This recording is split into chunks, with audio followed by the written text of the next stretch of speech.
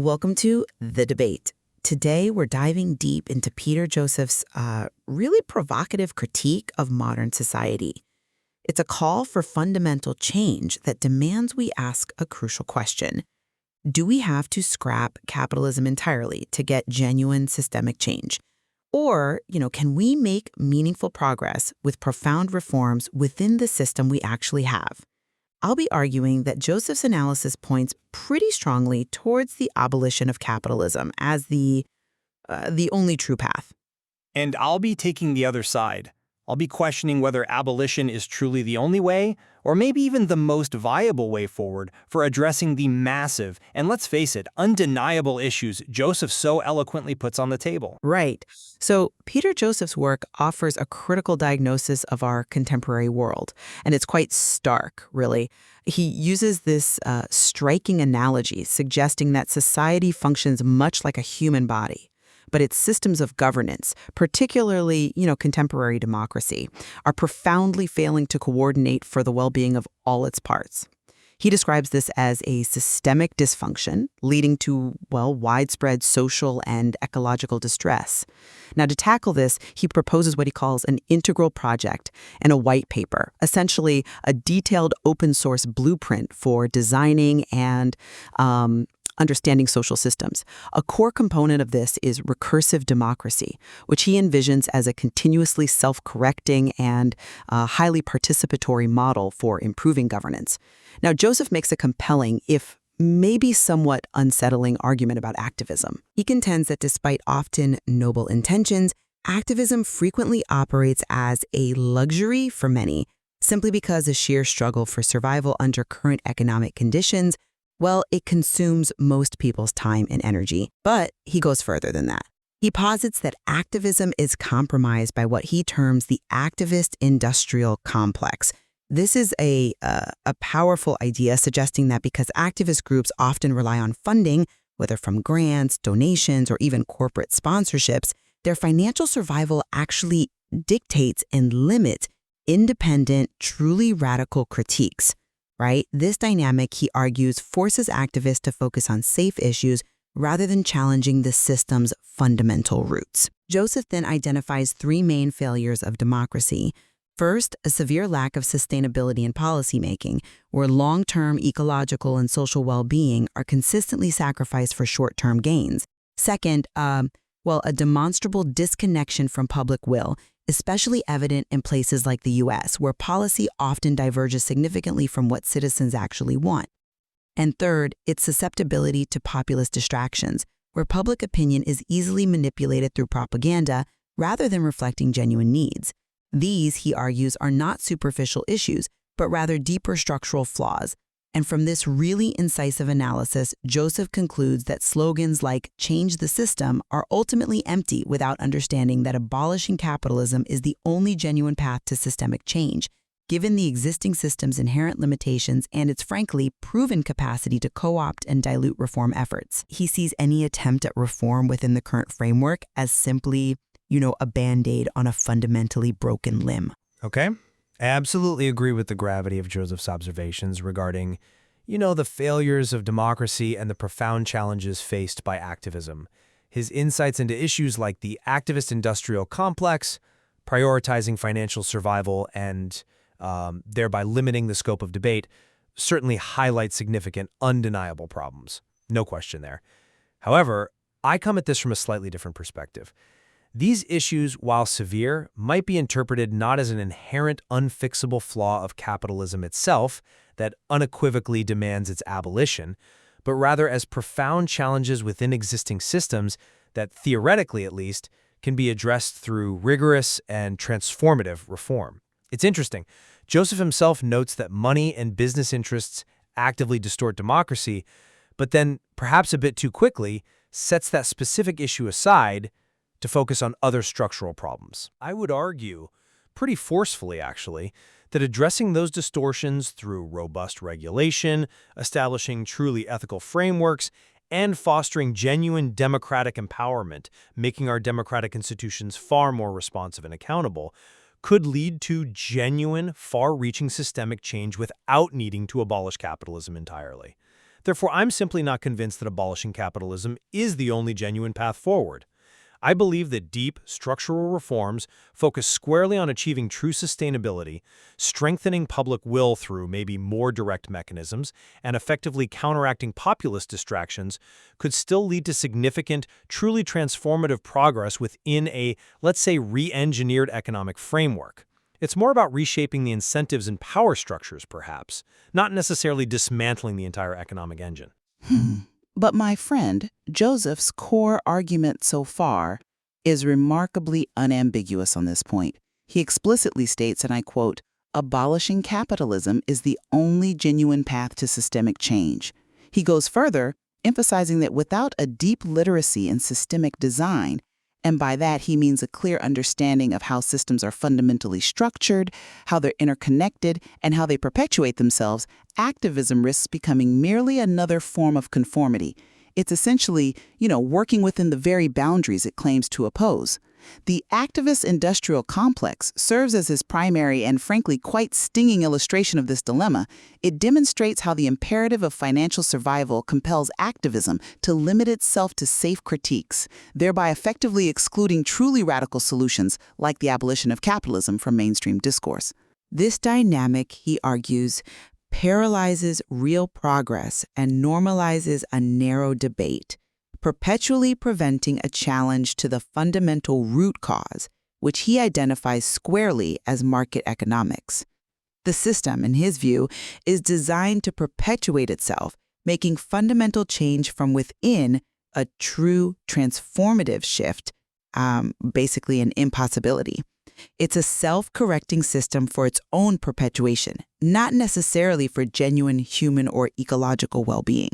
That's a powerful and, yes, very urgent image. And I agree, the gravity of the situation Joseph describes is undeniable.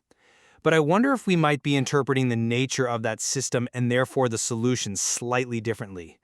I do appreciate the clarity with which you've laid out Joseph's position on abolition. But to my mind, the very elements he critiques, the activist industrial complex, the democratic disconnect, while severe, don't necessarily lead to an exclusive path of abolition.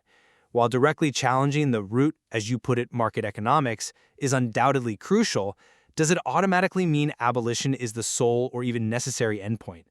One could argue that a deep understanding of systemic design might actually lead to different conclusions, perhaps to equally transformative, yet less absolute solutions. For instance, imagine implementing really stringent controls on capital or fostering new forms of cooperative economics within a kind of market framework, or significantly strengthening democratic accountability to truly reassert public will.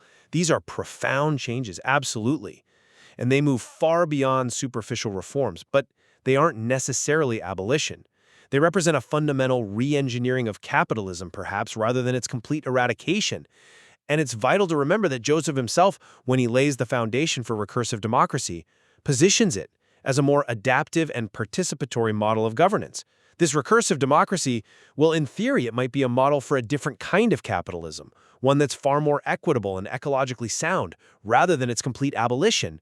Advocate, if Joseph's vision is so stark that it demands abolition, what does he suggest replaces it? I mean, how do we avoid the pitfalls of past attempts at such radical transformations?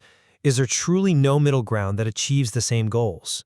That's a fair point. And Joseph himself is very clear that this isn't about, mere revolution for revolution's sake, but about systemic design and a scientific approach to societal organization. But I'm curious, from your perspective, can a system that, by Joseph's own account, inherently co-opts reform and prioritizes profit over collective well-being, truly re-engineer itself without fundamental structural changes that go beyond simple regulation? I mean, Joseph's analysis of the failures of democracy speaks to something far more fundamental than just mere distortions that can be regulated away.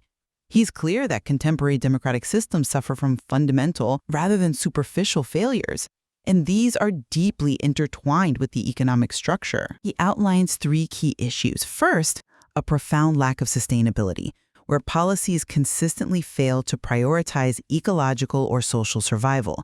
We see this plainly in our ongoing climate crisis, for example, where economic imperatives often trump clear environmental necessity. Then there's a pervasive disconnection from public will.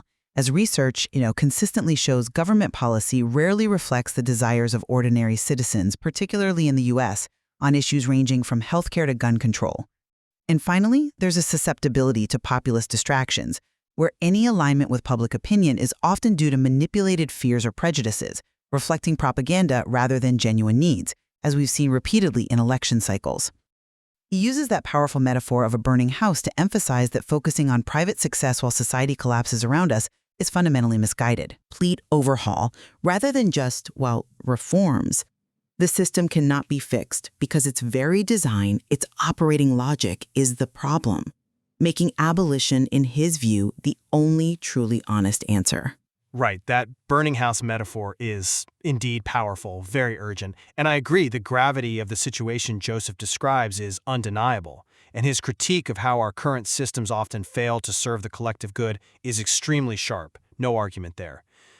But I wonder if we might be interpreting the nature of that fire and therefore the necessary response slightly differently. Is the entire foundation flawed beyond repair, or are there fundamental structural weaknesses within the house that, perhaps with significant re-engineering, could still make it habitable, maybe even strong? While Joseph accurately identifies severe shortcomings in democratic governance, I still question if these failures of democracy are truly inherent to the economic system of capitalism itself, or if they are deep-seated dysfunctions within the democratic mechanisms that could potentially be reformed. For example, the disconnection from public will could theoretically be directly addressed by strengthening representative mechanisms, increasing citizen participation through innovative models, or even implementing aspects of Joseph's own proposed recursive democracy. He positions recursive democracy as a more adaptive and participatory model of governance, specifically designed to improve coordination and responsiveness. This, to me, points towards redesigning governance and strengthening its integrity, which isn't strictly synonymous with abolishing capitalism outright. It's about ensuring governance genuinely coordinates for the well-being of all, which I think might be achievable through significant re-engineering of democratic structures alongside addressing those harmful economic influences rather than insisting on full abolition as the singular necessary path. I understand the power of the burning house metaphor, I really do, but I sometimes wonder if it might slightly oversimplify the complex, maybe even adaptive nature of societal change. Many historical burning houses, so to speak, have seen their inhabitants, through collective will and often ingenious reform, manage to rebuild from within, rather than abandoning the site entirely. Joseph's argument, I think, provides a compelling and deeply challenging case that the deep structural flaws within democracy and the compromised nature of contemporary activism, especially as described by the activist industrial complex, lead to the, perhaps inescapable conclusion that incremental reforms are simply insufficient. His assertion that abolishing capitalism is the only genuine path for systemic change really emphasizes the profound level of transformation required to address these foundational issues effectively, and to move beyond what he sees as mere conformity to a fundamentally failing system. It's really a call to truly redefine how we organize society rather than just tweak the edges of what he clearly views as an unsustainable model. Yes, Joseph certainly illuminates critical shortcomings in our current systems, and the need for significant, even radical change is, I think, undeniable. However, our discussion today highlights that while a complete overhaul, abolition, is one proposed solution, the specific critiques he raises about democratic failures and the limitations of activism could also be interpreted as calls for equally profound structural and institutional reforms. Reforms that might operate within or perhaps fundamentally reshape an existing economic framework without outright abolition. There is clearly much more to explore here in understanding the precise nature of these systemic challenges and, importantly, the full array of potential solutions that could genuinely lead to a more sustainable and equitable future. It's a vital conversation, certainly, and one that requires us, I think, to look beyond simplistic binaries.